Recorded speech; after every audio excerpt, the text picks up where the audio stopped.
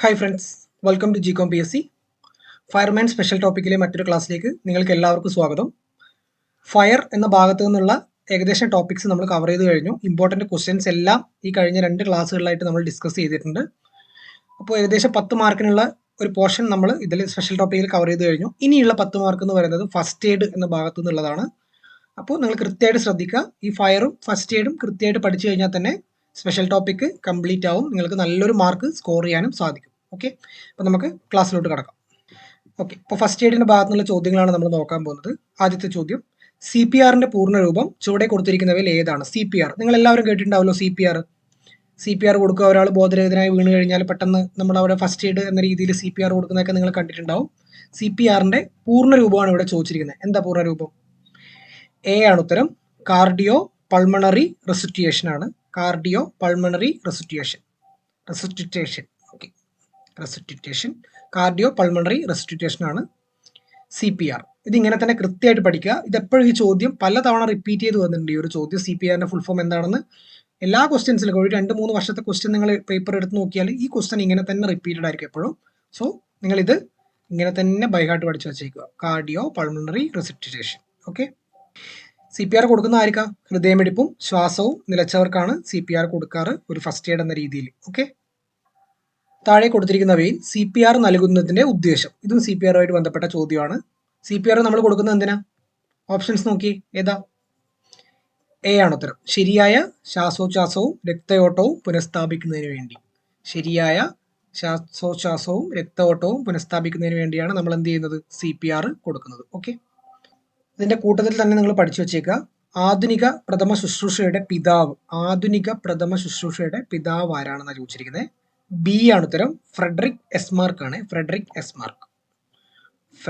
എസ്മാർക്ക്. Okay, father of modern first aid. Okay, ആധുനിക പ്രഥമ ശുശ്രൂഷയുടെ പിതാവ്. ഇതിങ്ങനെ തന്നെ ബൈഹാർട്ട് പഠിച്ചു വെച്ചേക്കാം ഇതിന്റെ കൂടെ. ഓക്കെ, താഴെ പറയുന്നവയിൽ ശ്വസിച്ചാൽ ഏറ്റവും അപകടകരമായത് ഏതാണെന്ന് ചോദിച്ചിരിക്കുന്നത്. ഏത് വാതകമാണ് ഇതിൽ നമ്മൾ ശ്വസിച്ചു കഴിഞ്ഞാൽ ഏറ്റവും അപകടകരമായത്? Nitrogen, oxygen, carbon di oxide, carbon monoxide. എന്താ ഉത്തരം? ഡി ആണ്, കാർബൺ മോണോക്സൈഡ്. നിങ്ങൾ എല്ലാവരും മറ്റേ അനാർക്കലി സിനിമ കണ്ടിട്ടില്ലേ? അനാർക്കലി, അതിൽ പൃഥ്വിരാജ് പറയുന്നില്ലേ, ഇതിൽ ഈ സിലിണ്ടറിൽ കാർബൺ മോണോക്സൈഡ് ആണ് ശ്വസിച്ചു കഴിഞ്ഞാൽ 4 മണിക്കൂറിനുള്ളിൽ ആൾ പോകുന്നൊക്കെ പറയുന്നത് കേട്ടിട്ടില്ലേ? അതാണ് കാർബൺ മോണോക്സൈഡ്.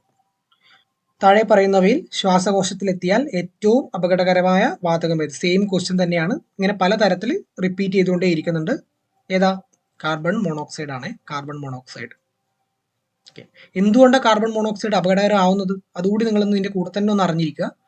കാരണം ഈ കാർബൺ മോണോക്സൈഡ് നമ്മൾ ശ്വസിച്ചു കഴിഞ്ഞാൽ ഇത് നമ്മുടെ അതായത് നമ്മുടെ ബ്ലഡിലുള്ള ഹീമോഗ്ലോബിനുമായിട്ട്, നമ്മുടെ നോർമലി നമ്മൾ ഓക്സിജൻ നമ്മൾ ശ്വസിച്ചു കഴിയുമ്പോൾ ഇത് നമ്മുടെ ബ്ലഡിലുള്ള ഹീമോഗ്ലോബിനുമായിട്ട് ചേരും. ഈ ചേരുന്നതിന്റെ ഒരു 200 to 250 മടങ്ങ് സ്പീഡിലാണ് എന്ത്, ഈ കാർബൺ മോണോക്സൈഡ് ഹീമോഗ്ലോബിനുമായിട്ട് ബൈൻഡ് ചെയ്യുന്നത്. മനസ്സിലായില്ലേ? അതായത് നമ്മുടെ ഓക്സിജൻ ഹീമോഗ്ലോബിനുമായിട്ട് ബൈൻഡ് ചെയ്യുന്നതിനേക്കാളും 200 മുതൽ 250 മടങ്ങ് വരെ അധികം വേഗതയിൽ ഈ കാർബൺ മോണോക്സൈഡിന് നമ്മുടെ ഹീമോഗ്ലോബിനുമായിട്ട് ബൈൻഡ് ചെയ്യാൻ പറ്റും.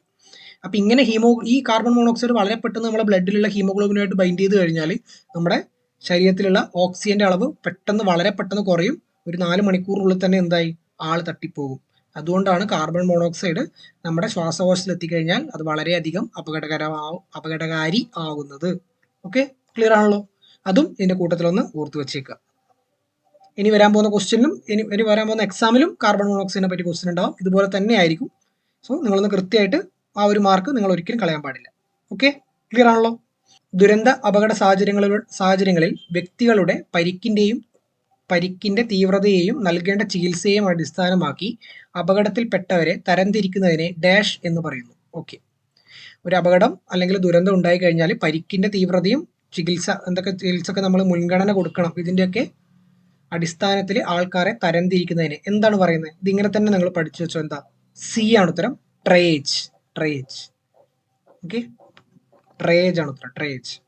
ഇതേ ക്വസ്റ്റ്യൻ തന്നെ ഒരു പ്രാവശ്യം കൂടി പിന്നെയും വേറൊരു രീതിയിൽ റിപ്പീറ്റ് ചെയ്തിട്ടുണ്ട്. നിരവധി ആളുകൾക്ക് പരിക്കേറ്റ് വൈദ്യസഹായം നൽകേണ്ട സാഹചര്യത്തിൽ പരിക്കേറ്റ ആളുകളെ തരംതിരിക്കുന്ന പ്രക്രിയയെ വിളിക്കുന്ന പേര് എന്താ? ട്രയേജ് ആണ്. ട്രയേജ്. ഇനി നമുക്ക് എന്താണെന്ന് നോക്കാം. എന്താണ് ട്രയേജ്? ഒരു അപകടത്തിലോ പ്രകൃതിക്ഷോഭത്തിലോ ഒരേ സമയം ഒട്ടനവധി ആൾക്കാർക്ക് പരിക്കേൽക്കുമ്പോൾ, ഓക്കെ, അതായത് മാസ് കാഷ്വാലിറ്റി, പെട്ടെന്ന് ഒരു ഭൂകമ്പം ഉണ്ടായി, ഇപ്പോൾ വയനാട് ദുരന്തം ഉണ്ടായി, എല്ലാവർക്കും അറിയാലോ, അതുപോലെ ഒരു ദുരന്തം വളരെ പെട്ടെന്ന് ഉണ്ടായി കഴിഞ്ഞാൽ ലഭ്യമായ പരിമിതമായ ചികിത്സാ സൗകര്യങ്ങൾ ഉപയോഗിച്ച് ഏറ്റവും കൂടുതൽ ആളുകളുടെ ജീവൻ രക്ഷിക്കാൻ വേണ്ടി രോഗികളെ അവരുടെ പരിക്കിന്റെ തീവ്രത അനുസരിച്ച് മുൻഗണനാക്രമത്തിൽ തരംതിരിക്കുന്ന രീതിയാണെന്ത്? ട്രയാജ്. ട്രയാജ് മനസ്സിലായല്ലോ? അതായത് ഒരു വലിയൊരു ദുരന്തം, വയനാട് ദുരന്തം പോലൊരു ദുരന്തം പെട്ടെന്നുണ്ടായി, അവിടെ മാസ് കാഷ്വാലിറ്റി ഉണ്ടായി. ഇങ്ങനെ ഒരു കാഷ്വാലിറ്റി പെട്ടെന്ന് ഉണ്ടാകുന്ന സമയത്ത് നമുക്ക് എല്ലാവരെയും ഒരേ സമയം ട്രീറ്റ് ചെയ്യാൻ പറ്റിയെന്ന് വരില്ല. അപ്പം നമ്മൾ എന്ത് ചെയ്യും? ഈ ലഭ്യമായ സൗകര്യങ്ങൾ ഉപയോഗിച്ച് ആളുകളെ നമ്മൾ എന്ത് ചെയ്യും? മുൻഗണനാ ക്രമത്തിൽ, അതായത് ഇപ്പം കൂടുതൽ സിവിയർ ആയിട്ടുള്ള അറ്റൻഷൻ വേണ്ട രോഗികളുണ്ടാവും, രോഗികൾ അല്ലെങ്കിൽ അപകടം സംഭവിച്ചിട്ടുണ്ടാവും, അല്ലെങ്കിൽ ചെറിയൊരു മുറിവ് പറ്റിയ ആൾക്കാരുണ്ടാവും. അപ്പോൾ ഇവരെ നമ്മൾ എന്ത് ചെയ്യും? ഏറ്റവും നമ്മൾ ആദ്യം ട്രീറ്റ് ചെയ്യുന്ന ആരെയായിരിക്കും? ഏറ്റവും സിവിയർ ആയിട്ട് ജീവൻ നഷ്ടപ്പെടാൻ പോകുന്ന ആളെയായിരിക്കില്ലേ നമ്മൾ ട്രീറ്റ് ചെയ്യുക. അപ്പം ഇങ്ങനെയുള്ളൊരു രീതിയാണെന്ത്? ഈ ഒരു രീതിക്ക് പറയുന്ന പേരാണെന്ത്? ട്രയേജ് എന്ന് പറയുന്നത്. അതായത് പരിക്കിന്റെ തീവ്രത അനുസരിച്ച് മുൻഗണനാ ക്രമത്തിൽ ആളുകളെ തരംതിരിക്കുന്ന ഒരു രീതി. ഓക്കെ, ക്ലിയർ ആയല്ലോ?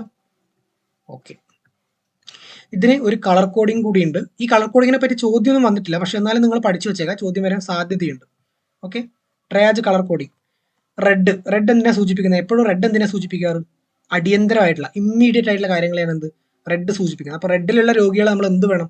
ഏറ്റവും ആദ്യം എന്ത് വേണം? അവരെ നമ്മൾ ഫസ്റ്റ് അറ്റൻഷൻ, നമ്മൾ ആദ്യം ഏറ്റവും മുൻഗണന കൊടുക്കേണ്ടത് ആ ഒരു ആൾക്കാർക്കായിരിക്കണം. ആ ഒരു അപകടം നടന്ന അത്രയും തീവ്രമായിട്ടുള്ള ഇത് സംഭവിച്ചവരെയാണ് എന്ത്? റെഡ് കാറ്റഗറിയിൽ പെടുന്നത്. യെല്ലോ ആണെങ്കിലോ ഡിലേഡ് ആണ്, അവർക്ക് നമുക്ക് കുറച്ച് കഴിഞ്ഞിട്ട് കൊടുത്താലും മതി. ഓക്കെ, പെട്ടെന്ന് ഒരു അടിയന്തരമായിട്ടുള്ള ഒരു സാഹചര്യം ഇല്ല, അപ്പോൾ അവർക്ക് കുറച്ച് പതുക്കെ കഴിഞ്ഞ് കൊടുത്താൽ മതി. അതാണ് എന്ത്? യെല്ലോ. ഓക്കെ, ഗ്രീൻ ആണെങ്കിൽ എന്താ? മൈനർ, ചെറിയ പരിക്കുകൾ പറ്റിയ ആൾ. ഓക്കെ, ഗ്രീൻ ആണെങ്കിൽ മൈനർ ആണ്, വളരെ ചെറിയ പരിക്കുകളേ ഉള്ളൂ. അപ്പോൾ അതിൻ്റെ ഒരു മുൻഗണനാ ക്രമത്തിലായിരിക്കും നമ്മൾ അവരെ ട്രീറ്റ് ചെയ്യുക. ഓക്കെ, കറുപ്പാണെങ്കിലോ മരിച്ച ആൾക്കാരാണ്, ഡിസീസ്ഡ്. കറുപ്പാണെങ്കിൽ ഡിസീസ്ഡ് ആൾക്കാരാണ്. റെഡ് ആണെങ്കിൽ ഇമ്മീഡിയറ്റ് അറ്റൻഷൻ വേണ്ടവരാണ്. മഞ്ഞയാണെങ്കിൽ നമുക്ക് കുറച്ചുകൂടി സമയമുണ്ട്, ഡിലേ ചെയ്യാൻ സാധിക്കുന്നവരാണ്. ഗ്രീൻ ആണെങ്കിലോ മൈനർ, വളരെ ചെറിയ പരിക്ക് പറ്റിയവരായിരിക്കും. കറുപ്പാണെങ്കിൽ മരിച്ചുപോയ ആൾക്കാരായിരിക്കും. ഓർക്കുക, ഈ 4 കളറ് ജസ്റ്റ് ഒന്ന് ഓർത്തിരിക്കുക, ട്രയേജിന്റെ ഭാഗത്തുനിന്ന് ചോദ്യം ഉണ്ടാവാം. ഓക്കെ, പ്രഥമ ശുശ്രൂഷയിൽ ABC എന്നത് എന്തിനെ സൂചിപ്പിക്കുന്നു? പ്രഥമ ശുശ്രൂഷയിൽ ABC എന്നത് എന്തിനെ സൂചിപ്പിക്കുന്നു? ABC എന്താ? ABC ഡി ആണ് ഉത്തരം. Airway, breathing, circulation. Airway, breathing, circulation, ഇതാണ് എന്ത്? ABC. Okay, airway, breathing, circulation. ഈ ABC പഠിക്കുമ്പോൾ തന്നെ നിങ്ങൾ പഠിച്ചു വെക്കേണ്ട പുതിയൊരു രീതിയാണ് എന്ത്? CAB. CAB എന്നുകൂടി പഠിച്ചു വെച്ചേക്കുക. ഇതൊരു ആധുനിക രീതിയാണ്. നമ്മൾ ഒരാൾക്ക് ഫസ്റ്റ് എയ്ഡ് കൊടുക്കുമ്പോഴുള്ള ഒരു ആധുനിക രീതിയാണ് CAB. സി എന്താ? Circulation. A airway, B breathing. Circulation, airway, breathing. ABC ആണെങ്കിലോ എയർവേ, ബ്രീത്തിങ്, സർക്കുലേഷൻ. ഇത് ജസ്റ്റ് ഒന്ന് മാറി, സർക്കുലേഷൻ, എയർവേ, ബ്രീത്തിങ്. ഓക്കെ, ഇത്രേ ഉള്ളൂ. ജസ്റ്റ് ഒന്ന് അങ്ങോട്ട് കൊണ്ട് മാറിയെന്ന് മാത്രം. പുതിയൊരു രീതിയാണെന്ന് ഓർത്ത് നോക്കുക. ABC പഠിക്കുമ്പോൾ തന്നെ CAB കൂടി ഒന്ന് അറിഞ്ഞിരിക്കുക. സർക്കുലേഷൻ എന്താ? നമ്മൾ അവരുടെ ചെസ്റ്റിൽ പ്രസ് ചെയ്ത് രക്തചംക്രമണം ഉറപ്പാക്കുക. പിന്നെന്താ? എയർവേ, അവരുടെ ശ്വാസനാളം തുറക്കുക. പിന്നെന്താ? ബ്രീത്തിങ്, കൃത്രിമ ശ്വാസോച്ഛ്വാസം നൽകുക. ഈ ഒരു രീതിയാണ് എന്ത്? CAB. അപ്പോൾ ABCയും CABയും ഒന്ന് കൃത്യമായിട്ട് പഠിച്ചിരിക്കുക. ഹൃദയത്തിന്റെ സാധാരണ ചലനക്രമം വീണ്ടെടുക്കുന്നതിന് സഹായകരമായ ഒരു ഉപകരണമാണ് AED. താഴെ കൊടുത്തിരിക്കുന്നവയിൽ ഇതിന്റെ ശരിയായ പൂർണ്ണരൂപം ഏതാണ്? AED ആണ്. AED എന്താ ഉത്തരം? ബി ആണ് ഉത്തരം. ഓട്ടോമേറ്റഡ് എക്സ്റ്റേണൽ ഡെഫിബ്രിലേറ്റർ ആണ് ഉത്തരം. Automated external defibrillator. ഓക്കെ, ഇതിങ്ങനെ തന്നെ ബൈഹാർട്ട് പഠിച്ചേക്കുക. AED എന്തിനാ ഉപയോഗിക്കുന്നത്? ഹൃദയത്തിന്റെ സാധാരണ ചലനക്രമം വീണ്ടെടുക്കാൻ വേണ്ടി ഉപയോഗിക്കുന്ന ഒരു ഉപകരണമാണ് AED. അതിന്റെ full form automated external defibrillator. ചിലപ്പോൾ ഈ അവസാനത്തെ വേർഡ് കണ്ടില്ലേ, ഒരുപോലെ തന്നിരിക്കുന്നത്. അപ്പോൾ നിങ്ങൾക്ക് പെട്ടെന്ന് മനസ്സിലാവുന്ന ഏതായിരിക്കും? ഫസ്റ്റ് വേർഡ് നോക്കുക, ഓട്ടോമാറ്റിക്, ആർട്ടിഫിഷ്യൽ എന്നൊക്കെ തന്നിട്ടുണ്ടല്ലേ. ഓട്ടോമേറ്റഡ് എക്സ്റ്റേണൽ ഡെഫിബ്രിലേറ്റർ, ഇതിങ്ങനെ തന്നെ പഠിച്ചു വെച്ചേക്കാം. ഓക്കെ, ഇത് ഉപയോഗിക്കുന്നത്, അടുത്ത ചോദ്യം നോക്കി, AED ഏത് അവസ്ഥയിൽ ഉപയോഗിക്കുന്നു? ഏത് അവസ്ഥയിലാണ് നമ്മളിത് ഉപയോഗിക്കുന്നത്? എന്തിനാ? ഹൃദയത്തിന്റെ ചലനക്രമം വീണ്ടെടുക്കാൻ. അത് എപ്പോഴാണ് നിന്ന് പോകുന്നത്? ഹൃദയാഘാതം വരുമ്പോൾ. അപ്പോൾ ഏതവസ്ഥയിലാണ് ഉപയോഗിക്കുന്നത്? ഹൃദയാഘാതമുള്ള അവസ്ഥയിലാണ് ഉപയോഗിക്കുന്നത്. എന്താണ് ഉപയോഗിക്കുന്നത്? Automated external defibrillator. ഹൃദയത്തിന്റെ താളം ക്രമീകരിക്കാൻ ഷോക്ക് നൽകുന്ന ഒരു ഉപകരണമാണ് എന്ത്? ഈ AED എന്ന് പറയുന്ന ഉപകരണം. AED. ഇത് സ്വയം നിർദ്ദേശങ്ങൾ നൽകുന്ന ഒരു മെഷീനാണ്. ഇതിങ്ങനെ തന്നെ ഒന്ന് പഠിച്ചു വെച്ചേക്കുക. AEDയുടെ ഫുൾ ഫോം പഠിക്കുക. ഇത് ഉപയോഗിക്കുന്ന എന്തിനാണെന്ന് കൂടി ഒന്ന് ഓർത്ത് വെക്കുക. ക്ലിയർ ആണല്ലോ? ഓക്കെ, ഇനി അടുത്ത ചോദ്യം നോക്കാം. താഴെ പറയുന്നവയിൽ എമർജൻസി ഹോർമോൺ ഏതാണ്? എമർജൻസി ഹോർമോൺ നിങ്ങൾക്ക് എല്ലാവർക്കും അറിയാലോ. ഏതാണ് നമ്മുടെ എമർജൻസി ഹോർമോൺ? അഡ്രിനാലിനാണ്. അഡ്രിനാലിൻ. നമ്മൾ അഡ്രിനാലിൻ റഷായി എന്നൊക്കെ പറയാറില്ലേ? അഡ്രിനാലിൻ കയറി റഷായി എന്നൊക്കെ പറയാറില്ലേ? അതാണ് എമർജൻസി ഹോർമോൺ. ഓക്കെ. രക്തത്തിലെ ഓക്സിജൻ വാഹകർ താഴെ പറയുന്നവയിൽ ഏതാണ്? നേരത്തെ ഞാൻ കാർബൺ മോണോക്സൈഡിന്റെ കേസ് പറഞ്ഞപ്പോൾ പറഞ്ഞില്ലേ, രക്തത്തിലെ ഏതുമായിട്ടാണ് നമ്മുടെ ഓക്സിജൻ ബൈൻഡ് ചെയ്യുന്നത്? ഹീമോഗ്ലോബിനുമായിട്ടാണ് ബൈൻഡ് ചെയ്യുന്നത്. രക്തത്തിലുള്ള ഹീമോഗ്ലോബിനുമായിട്ടാണ് ആര് ബൈൻഡ് ചെയ്യുന്നത്? ഓക്സിജൻ ബൈൻഡ് ചെയ്യുന്നത്. ഹീമോഗ്ലോബിനാണ് രക്തത്തിലെ ഓക്സിജൻ വാഹകൻ. ഓക്കെ, അപ്പൊ വാഹകർ ആരാന്ന് ചോദിച്ചാൽ ഹീമോഗ്ലോബിനാണ്. ഒരു വ്യക്തിയുടെ ശ്വാസനാളത്തിൽ പുറമേ നിന്നുള്ള വസ്തുക്കൾ പ്രവേശിച്ച് വായു സഞ്ചാരത്തിന് തടസ്സമുണ്ടാകുന്ന അവസ്ഥ. അതായത് നമ്മുടെ ഭക്ഷണം കഴിക്കുമ്പോഴോ നമ്മുടെ ശ്വാസനാളത്തിലേക്ക് വസ്തുക്കൾ പ്രവേശിച്ച് വായു സഞ്ചാരത്തിനുണ്ടാകുന്ന തടസ്സം എന്താ? ചോക്കിംഗ്. ചോക്കിംഗ് നിങ്ങൾക്ക് എല്ലാവർക്കും അറിയുന്നതാണല്ലോ. ചിലർക്കൊക്കെ വല്ലപ്പോഴൊക്കെ അനുഭവിച്ചിട്ടുണ്ടാവുമല്ലോ. ഉണ്ടാവും ചോക്കിംഗ്, അല്ലേ? താഴെ കൊടുത്തിരിക്കുന്നവയിൽ ഒരു വ്യക്തി ചോക്കിങ്ങിന്റെ ലക്ഷണമായി പ്രകടിപ്പിക്കുവാൻ സാധ്യത ഇല്ലാത്ത കാര്യം. ക്വസ്റ്റ്യൻസ് വായിക്കുമ്പോൾ തന്നെ നിങ്ങൾ ഇത്തരം കാര്യങ്ങളൊന്ന് നോട്ട് ചെയ്യണം. ചിലപ്പോൾ നിങ്ങൾ സാധ്യത ഉള്ള കാര്യം ഒന്ന് വിചാരിച്ചു പോകും. അതുകൊണ്ട് തന്നെ സാധ്യതയില്ലാത്ത കാര്യം അതേപോലെ ട്രൂ ഫോൾസ് എന്ന് വരുന്ന കാര്യം നിങ്ങൾ ആദ്യം തന്നെ ഒന്ന് എന്ത് ചെയ്യുക, ക്വസ്റ്റ്യൻ വായിക്കുമ്പോൾ തന്നെ ഒന്ന് അണ്ടർലൈൻ ചെയ്തേക്കുക. ആ ഒരു ഭാഗത്ത് നിന്ന് നിങ്ങൾക്ക് ഡൗട്ട് വരാൻ പാടില്ല. ഓക്കെ, അപ്പോൾ സാധ്യതയില്ലാത്ത കാര്യം ഇവിടെ ചോദിച്ചിരിക്കുന്നത്. കൈകൾ തൊണ്ടയോട് ചേർത്ത് പിടിച്ചിരിക്കുക അല്ലെങ്കിൽ തൊണ്ട ഭാഗത്തേക്ക് കൈ ചൂണ്ടിക്കാണിക്കുക. ഓക്കെ. ശ്വാസം എടുക്കുന്നതിനും സംസാരിക്കുന്നതിനും ബുദ്ധിമുട്ട് പ്രകടിപ്പിക്കുക. ഇതൊക്കെ നിങ്ങൾ കാണിക്കില്ല. നിങ്ങൾക്ക് ചോക്കിംഗ് ഉണ്ടായി, അതായത് നിങ്ങൾ ഭക്ഷണം കഴിക്കുമ്പോൾ നിങ്ങളുടെ ശ്വാസനാളത്തിലേക്ക് ഭക്ഷണം പോയി. അപ്പം നിങ്ങൾക്ക് എന്ത് ചെയ്യും? കൈകൾ തൊണ്ടയോട് ചേർത്ത് പിടിച്ചിരിക്കുക അല്ലെങ്കിൽ തൊണ്ടയുടെ ഭാഗത്തേക്ക് കൈ ചൂണ്ടിക്കാണിക്കുക. ശ്വാസം എടുക്കുന്നതിനും സംസാരിക്കുന്നതിനും പെട്ടെന്ന് ബുദ്ധിമുട്ടുണ്ടാവില്ലേ? ബുദ്ധിമുട്ടുണ്ടാവും. ത്വക്കിന്റെ നിറം ചാരം അല്ലെങ്കിൽ നീല നിറമാവുക, ഇതും ഉണ്ടാവും. ഇവിടെ ഇല്ലാത്ത എന്താ? കൈകാലുകളിൽ നീർക്കെട്ട് പ്രകടമാവുക. ചോക്കിങ്ങിന്റെ സമയത്ത് നിങ്ങൾക്ക് കൈയും കാലിലും നീർക്കെട്ട് ഉണ്ടാവൂ? ഇല്ല. ഇല്ലാത്ത കാര്യമാണ് ഇവിടെ ചോദിച്ചിരിക്കുന്നത്. ഇല്ലാത്ത കാര്യം ഡി ആണ് ഉത്തരം. കൈകാലുകളിൽ നീർക്കെട്ട് പ്രകടമാകുക. ഓക്കെ. താഴെ കൊടുത്തിരിക്കുന്നവയിൽ എപ്പിഗ്ലോട്ടിസിന്റെ ധർമ്മം. ഓക്കെ, എപ്പിഗ്ലോട്ടിസിന്റെ ധർമ്മം എന്താണ്? എപ്പിഗ്ലോട്ടിസ് ഭക്ഷണവും വെള്ളവും ശ്വാസനാളത്തിലേക്ക് പ്രവേശിക്കുന്നത് തടയുന്നു. ഭക്ഷണവും വെള്ളവും ശ്വാസനാളത്തിലേക്ക് കടത്തിവിടുന്നു. ആരെയും കടത്തിവിടുമോ ശ്വാസനാളത്തിലേക്ക് ഭക്ഷണവും വെള്ളവും? ഇല്ല. ശ്വസിക്കുന്ന വായുവിനെ ശുദ്ധീകരിക്കുന്നു. ശ്വാസത്തിൽ നിന്ന് വായുവിനെ ഓക്സിജൻ കൊടുക്കും. അപ്പൊ എ ആണ് ഉത്തരം. എ. ഭക്ഷണവും വെള്ളവും ശ്വാസനാളത്തിലേക്ക് പ്രവേശിക്കുന്നത് തടയുന്നു. അതായത് നമ്മൾ ഭക്ഷണം കഴിക്കുമ്പോൾ നമ്മുടെ ഭക്ഷണവും വെള്ളവും നമ്മുടെ അന്നനാളത്തിലോട്ട് പോയി ശ്വാസനാളത്തിലേക്ക് പോവാതെ അവിടെ തടഞ്ഞു നിർത്തുന്ന ഒരു അവയവമാണ് എന്ത്? എപ്പിഗ്ലോട്ടിസ്. ഓക്കെ, നിങ്ങളിത് ബയോളജിയിലൊക്കെ പഠിച്ചിട്ടുണ്ടാവും. എപ്പിഗ്ലോട്ടിസ്. ഈ എപ്പിഗ്ലോട്ടിസ് ആണ് നമ്മളെ ഫുഡ് നമ്മൾ കഴിക്കുന്ന സമയത്ത് ശ്വാസനാളത്തിലേക്ക് കടക്കാതെ കൃത്യമായിട്ട് നമ്മുടെ ശരീരത്തിൽ അന്നനാളം വഴി കടന്നു പോകുന്നതിന്റെ കാരണം ആരാ? എപ്പിഗ്ലോട്ടിസ് ആണ്. ഓക്കെ, ഇതിങ്ങനെ കടന്നു പോവാതെ ചിലപ്പോഴൊക്കെ അതിനകത്തോക്ക് നമ്മുടെ ഈ ശ്വാസനാളത്തിലേക്ക് കടന്നു പോകുമ്പോഴാണ് എന്ത്? നമുക്ക് ചോക്കിംഗ് ഉണ്ടാകുന്നത്. ഓക്കെ, അപ്പൊ ചോക്കിംഗ് എന്താന്ന് ഞാൻ പറഞ്ഞു. ഭക്ഷണമോ മറ്റു വസ്തുക്കളോ ശ്വാസനാളത്തിൽ കുടുങ്ങുന്ന അവസ്ഥയാണ് എന്ത്? ചോക്കിംഗ്. ഓക്കെ, പിന്നെ നിങ്ങൾ ഒരു കാര്യം കൂടി ഒന്ന് പഠിച്ചു വെച്ചേക്കുക. ഹെംലിക് മാനുവർ ഇങ്ങനെ ഒരു ക്വസ്റ്റ്യൻ ഉണ്ടായി കഴിഞ്ഞാൽ എന്താണെന്നൊന്ന് ഉറച്ചു വെച്ചേക്കുക. ഹെംലിക് മാനുവർ രോഗിയുടെ പുറകിൽ നിന്നും, അതായത് നമ്മളെ ഒരു ചോക്കിംഗ് ഉണ്ടായി കഴിഞ്ഞാൽ ഒരാൾക്ക് ചോക്കിംഗ് വന്നു, പെട്ടെന്ന് ഭക്ഷണം ശ്വാസനാളത്തിലേക്ക് കടന്നു, അയാൾ ശ്വാസം കഴിക്കാൻ ബുദ്ധിമുട്ടി നിൽക്കുകയാണെന്ന് വിചാരിക്കുക. അപ്പോൾ അതിന് വേണ്ട ഒരു പ്രഥമ ശുശ്രൂഷയാണ് എന്ത്? ഹെംലിക് മാനുവർ. ഇതെങ്ങനെ ചെയ്യുന്നതെന്ന് വെച്ചാൽ രോഗിയുടെ പുറകിൽ നിന്നും കെട്ടിപ്പിടിച്ച് പൊക്കിളിന് തൊട്ട് മുകളിൽ വെച്ച് അകത്തേക്കും പുറത്തേക്കും ശക്തിയായി അമർത്തുക. അതായത് ഈ കടന്നുപോയ ഫുഡിനെ പുറത്തോട്ട് തള്ളാൻ വേണ്ടി നമ്മൾ അവരുടെ പുറകിൽ നിന്ന് കെട്ടിപ്പിടിച്ച് പൊക്കിളിന് തൊട്ട് മുകളിൽ വെച്ച് അകത്തോട്ടും പുറത്തോട്ടും അമർത്തുക. ഈ രീതി നിങ്ങൾ സിനിമയിലൊക്കെ കണ്ടിട്ടുണ്ടാവും. ഓക്കെ, ഈ ഒരു രീതിക്കാണ് എന്ത് പറയുന്നത്? ഹെംലിക് മാനുവർ എന്ന് പറയുന്നത്. ഇതൊന്നും അങ്ങനെ തന്നെ പഠിച്ചു വെച്ചേക്കുക. ചിലപ്പോൾ ഹെംലിക് മാനുവർ എന്താണെന്നോ ഇത് ഉപയോഗിക്കുന്നത് ഏത് അവസ്ഥയിലാണ് നമ്മൾ ഇത് ഉപയോഗിക്കുക എന്ന് വെച്ചാൽ ചോക്കിംഗ് വരുമ്പോഴാണ് ഉപയോഗിക്കുക. ഇതൊക്കെ ഒന്ന് ഓർത്ത് വെച്ചേക്കുക. ഇങ്ങനെ ചോദ്യം വരാൻ സാധ്യതയുണ്ട്. അതേപോലെ തന്നെ ഗർഭിണികൾക്കും അമിതവണ്ണമുള്ളവർക്കും നെഞ്ചിലാണ് അമർത്തേണ്ടത്.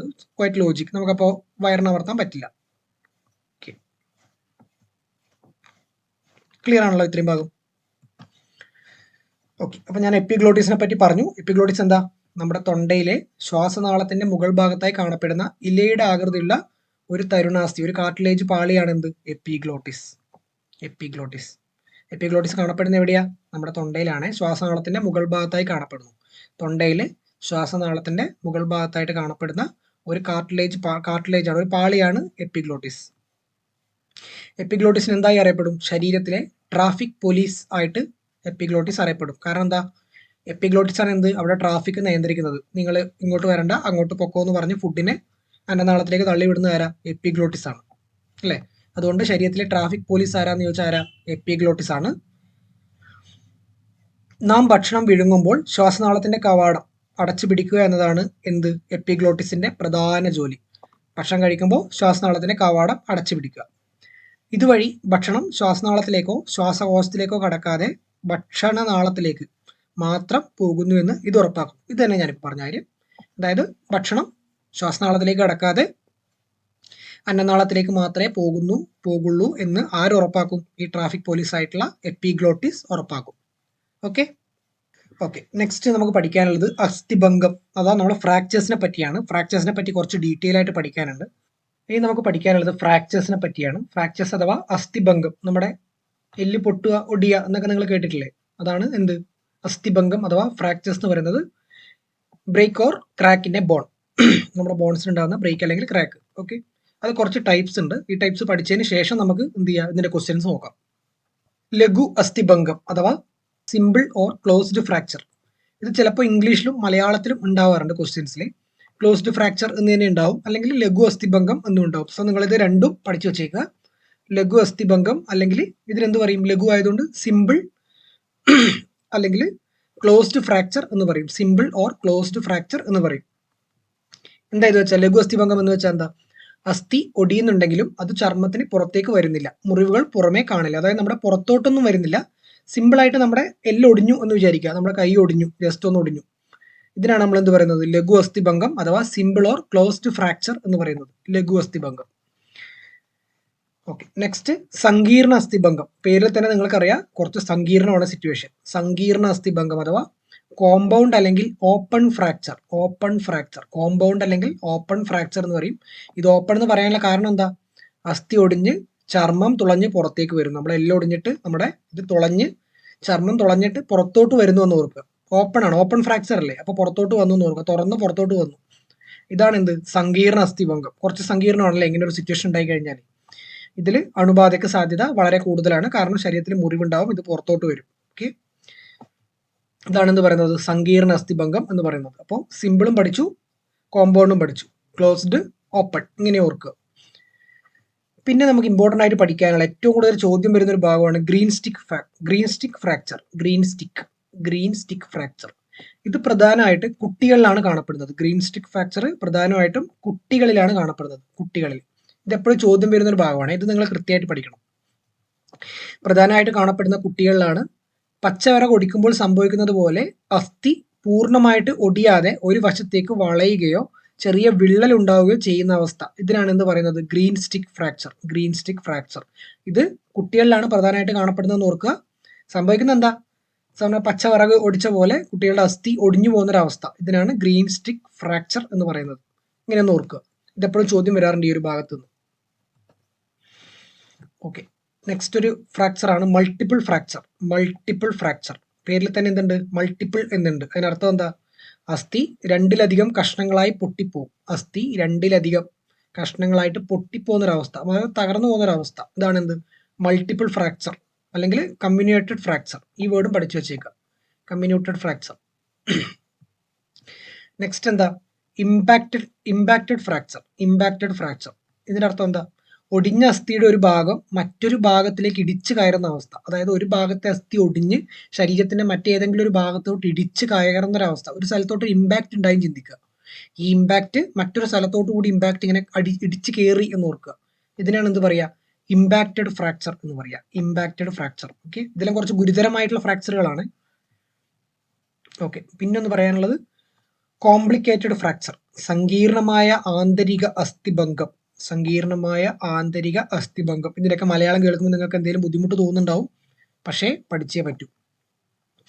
അസ്ഥി ഒടിയുന്നതിനോടൊപ്പം അടുത്തുള്ള അവയവങ്ങൾക്കോ രക്തക്കുഴലുകൾക്കോ നാഡികൾക്കോ കേടുപാടുകൾ സംഭവിക്കുന്നു. അതായത് അസ്ഥി ഒടിഞ്ഞ് ശ്വാസകോശം, ഹൃദയം, ഇതിനൊക്കെ കേടുപാട് സംഭവിക്കുന്നതാണ് എന്ത്? സങ്കീർണമായ ആന്തരിക അസ്ഥിഭംഗം. ഓക്കെ, ക്ലിയർ ആണല്ലോ? ഓക്കെ, ഇനിയിപ്പോൾ അസ്ഥിഭംഗം സംഭവിച്ചു കഴിഞ്ഞു. ഇപ്പോൾ നമ്മളിപ്പോൾ പറഞ്ഞ ഇത്രയും ടൈപ്പ് അസ്ഥിഭംഗം നിങ്ങൾക്ക് ആർക്കെങ്കിലും അല്ലെങ്കിൽ നിങ്ങൾക്ക് വേണ്ടപ്പെട്ടവർക്ക് എന്തെങ്കിലും സംഭവിച്ചു കഴിഞ്ഞാൽ നൽകേണ്ട പ്രധാനപ്പെട്ട ശുശ്രൂഷകൾ നമ്മൾ പഠിച്ചു വെച്ചേക്കുക. ഒന്നാമത്തെ കാര്യം എന്താ ചെയ്യേണ്ടത്? ഒന്നാമത്തെ ഫസ്റ്റ് എയ്ഡ് നമ്മൾ എന്താ ചെയ്യേണ്ടത്? അനക്കാതിരിക്കുക. ഈ പരിക്ക് പറ്റിയ ഭാഗത്തിനെ ഒട്ടും ചലിക്കാതെ അനക്കാണ്ട് നമ്മൾ സൂക്ഷിക്കുക. ഇമ്മൊബിലൈസേഷൻ. ഓക്കെ, ഈ ഭാഗം അധികം അനക്കാതെ സൂക്ഷിക്കുക. ഇങ്ങനെ സൂക്ഷിച്ചു കഴിഞ്ഞാൽ വേദന കുറക്കാനും മറ്റു കൂടുതൽ പരിക്കുകൾ ഒഴിവാക്കാനും സഹായിക്കും. നെക്സ്റ്റ് എന്താ? സ്പ്ലിന്ററുകൾ ഉപയോഗിക്കുക. സ്പ്ലിന്റിങ്. എന്താ സ്പ്ലിന്ററുകൾ ഉപയോഗിക്കുക? ഒടിഞ്ഞ അസ്ഥിക്ക് താങ്ങ് നൽകാനായി മരക്കഷ്ണങ്ങളോ കട്ടിയുള്ള കാർബോർഡോ മാസികകളോ ഉപയോഗിച്ച് കെട്ടിവെക്കുക. ഓക്കെ, ഈ കെട്ടിവെക്കുന്ന ഈ സാധനത്തിന് ഇതിനെയാണ് നമ്മൾ എന്ത് പറയുന്നത്? സ്പ്ലിന്റ് എന്ന് പറയുന്നത്. സ്പ്ലിന്റ്. ഈ സ്പ്ലിന്റ് ചോദ്യത്തിൽ വരാറുണ്ട്. സ്പ്ലിന്റ് ഏതുമായിട്ട് ബന്ധപ്പെട്ടിരിക്കുന്നു? അപ്പൊ നിങ്ങൾ പറയണത് എന്താ? ഫ്രാക്ചറുമായിട്ട് ബന്ധപ്പെട്ടിരിക്കുന്നതാണെന്ന് ഓർക്കുക. സ്പ്ലിന്ററുകൾ ഉപയോഗിക്കുക. ഈ ഭാഗം അനങ്ങാതെ മരക്കഷ്ണങ്ങൾ, നമ്മൾ ഈ കൈയൊക്കെ ഒടിഞ്ഞു കഴിഞ്ഞാൽ രണ്ട് സ്കെയിലൊക്കെ വെച്ച് കിട്ടുന്നത് നിങ്ങൾ കണ്ടിട്ടില്ലേ? ഇതൊക്കെ എന്തിനാണ് ഉപയോഗിക്കുന്നത്? ഈ ഭാഗം കൂടുതൽ മൂവ് ചെയ്യാതിരിക്കാനാണ്. ഓക്കെ, അപ്പോൾ സ്പ്ലിന്റുകൾ ഉപയോഗിക്കുക. ഇവിടെ ഒരു കാര്യം കൂടി പറഞ്ഞിരിക്കുന്നുണ്ട്. ഒടിഞ്ഞ ഭാഗത്തിന് മുകളിലെയും താഴെയുമുള്ള സന്ധികൾ ഉൾപ്പെടുത്തി വേണം സ്പ്ലിന്റ് കെട്ടാൻ. നമ്മളിങ്ങനെ തുണി വെച്ച് കെട്ടില്ലേ നമ്മുടെ മരക്കഷ്ണമോ അല്ലെങ്കിൽ സ്കെയിലൊക്കെ വെച്ചിട്ട്. അപ്പൊ ശ്രദ്ധിക്കേണ്ട ഒരു കാര്യമാണത്. അതേപോലെ എന്താ? സ്ലിംഗ് ഉപയോഗിക്കുക. സ്പ്ലിന്റ് പഠിച്ച പോലെ തന്നെ സ്ലിംഗും കൂടി ഒന്ന് പഠിച്ചു വെച്ചേക്കുക. സ്ലിംഗ് എന്താ? കയ്യിൽ നമ്മൾ ബാൻഡേജ് ആയിട്ട് തൂക്കിയിടാറില്ലേ, കൈ അധികം അനങ്ങാതെ. കൈകൾക്കാണ് പരിക്കെങ്കിൽ തുണി ഉപയോഗിച്ച് കഴുത്തിൽ താങ്ങ് നൽകുക. ഈ താങ്ങിനെയാണ് എന്ത് പറയുന്നത്? സ്ലിംഗ് എന്ന് പറയുന്നത്. സ്ലിംഗ്. ഓക്കെ, ഇതിനായി നമ്മൾ ഉപയോഗിക്കുന്നത് ട്രയാങ്കുലർ ബാൻഡേജ് ആണ്. കയ്യിൽ കെട്ടാൻ ഇതിനായി നമ്മൾ ഉപയോഗിക്കുന്നത്, ഈ സ്ലിംഗ് നൽകാൻ വേണ്ടി ഉപയോഗിക്കുന്നത് ട്രയാങ്കുലർ ബാൻഡേജ്. ഓക്കെ, അതേപോലെ രക്തസ്രാവം നിയന്ത്രിക്കുക. ഇത്രയും കാര്യങ്ങൾ നമ്മൾ അസ്ഥിഭംഗം സംഭവിച്ചാലുള്ള പ്രഥമ ശുശ്രൂഷയായിട്ട് പഠിച്ചു വെച്ചേക്കുക. ഇനി നമുക്ക് ഈ ഭാഗത്തുള്ള കുറച്ച് ക്വസ്റ്റ്യൻസ് കൂടി നോക്കാം. കുട്ടികളിൽ അസ്ഥി വളഞ്ഞ് ഒരു ഭാഗം മാത്രം ഒടിയുന്ന തരം അസ്ഥിഭംഗത്തെ വിളിക്കുന്ന പേര്. അസ്ഥി വളഞ്ഞ് ഒരു ഭാഗം ഒടിയുന്നതിനെ വിളിക്കുന്ന പേര്. ഇത് ഞാൻ പറഞ്ഞു, വളരെ ഇമ്പോർട്ടന്റ് ആണ്, എപ്പോഴും ചോദിക്കാറുണ്ട്. Green stick fracture. Green stick എന്ന് കേൾക്കുമ്പോൾ തന്നെ കുട്ടികളായിട്ട് ലിങ്ക് ചെയ്തോളാം. ഗ്രീൻ സ്റ്റിക്ക് ഫ്രാക്ചർ കുട്ടികളിലാണ് ഇത് സംഭവിക്കാറ്. സ്പ്ലിന്റ് ഞാൻ നേരത്തെ പറഞ്ഞില്ലേ, ഇത് സ്പ്ലിന്റ് എന്തുമായി ബന്ധപ്പെട്ടിരിക്കുന്നു? ചോക്കിംഗ്, അസ്ഥിഭംഗം, രക്തസ്രാവം, പൊള്ളൽ. എന്താ? അസ്ഥിഭംഗം, ഫ്രാക്ചറുമായിട്ട് ബന്ധപ്പെട്ടിരിക്കുന്നു.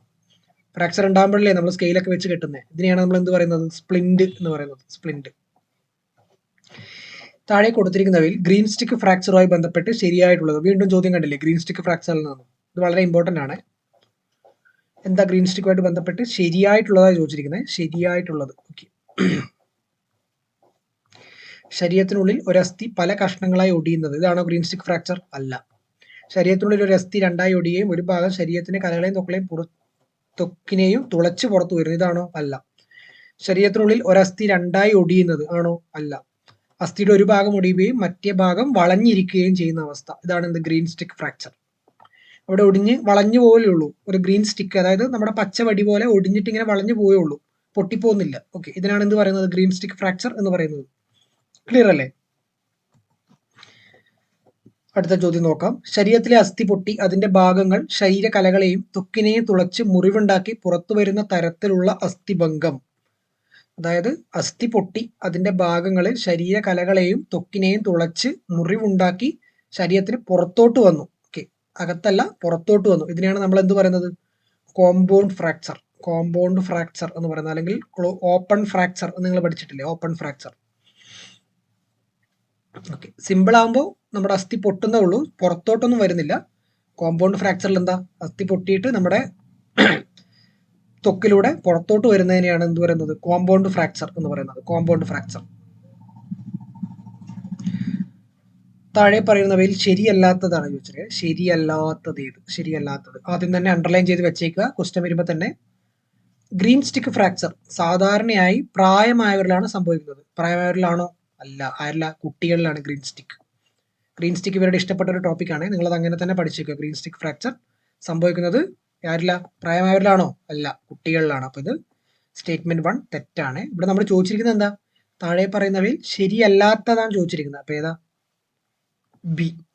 ഇനി ഒരു ഫ്രാക്ചർ കൂടി നിങ്ങളൊന്ന് പഠിച്ചു വെച്ചേക്കുക. ഇത് ഓപ്ഷനിൽ കണ്ടതുകൊണ്ട് ഉൾപ്പെടുത്തിയതാണ്. Depressed fracture. നമ്മൾ നേരത്തെ ക്വസ്റ്റ്യനിൽ ഇവിടെ തന്നിട്ടുണ്ട്. ഡിപ്രസ്ഡ് ഫ്രാക്ചർ സാധാരണയായി തലയോട്ടിയിലാണ് സംഭവിക്കുന്നതെന്ന് തന്നിട്ടുണ്ട്. അപ്പോൾ ഡിപ്രസ്ഡ് ഫ്രാക്ചർ എന്താണെന്ന് നോക്കാം. തലയോട്ടിയിലെ അസ്ഥി പൊട്ടുകയും പൊട്ടിയ അസ്ഥിയുടെ ഭാഗം തലച്ചോറിന് നേരെ ഉള്ളിലേക്ക് അമർന്നു പോവുകയും ചെയ്യുന്ന അവസ്ഥയാണ് എന്ത്? Depressed fracture. ഡിപ്രസ്ഡ് ഫ്രാക്ചർ എന്ന് കേൾക്കുമ്പോൾ നിങ്ങൾ തലയോട്ടിയെ പറ്റി ഓർക്കുക. തലയോട്ടിയിലെ അസ്ഥി പൊട്ടിയ അസ്ഥിയുടെ ഭാഗം തലച്ചോറിന്റെ ഉള്ളിലോട്ട് അമർന്നു പോകുന്ന അവസ്ഥ. വളരെ മോശമായ അവസ്ഥയാണ് കേട്ടോ, ചിന്തിക്കാൻ പറ്റുന്നില്ല. അപ്പൊ അങ്ങനെ ഒന്ന് ഓർത്ത് വെച്ചേക്കാം. അപ്പൊ നമുക്ക് ഡിപ്രഷൻ ആവില്ല ഇതൊക്കെ കേട്ടാലേ. അപ്പോൾ ഡിപ്രസ്ഡ് ഫ്രാക്ചർ എന്ന് ഓർക്കുക. ഓക്കെ, അപ്പൊ ഇത്രയും ഭാഗം നിങ്ങൾക്ക് ക്ലിയർ ആയി എന്ന് വിചാരിക്കുന്നു. വളരെ പെട്ടെന്ന് തന്നെ ഇതിന്റെ ബാക്കി ക്ലാസ് കൂടി തരുന്നതായിരിക്കും. 2 ക്ലാസ്സിൽ നമുക്ക് എന്ത് ചെയ്യാൻ പറ്റും? ഫസ്റ്റ് എയ്ഡ് എന്ന ഭാഗം പൂർണ്ണമായിട്ട് കവർ ചെയ്യാൻ പറ്റും. ഓക്കെ, മറ്റൊരു ക്ലാസ്സിൽ കാണാം. Thank you.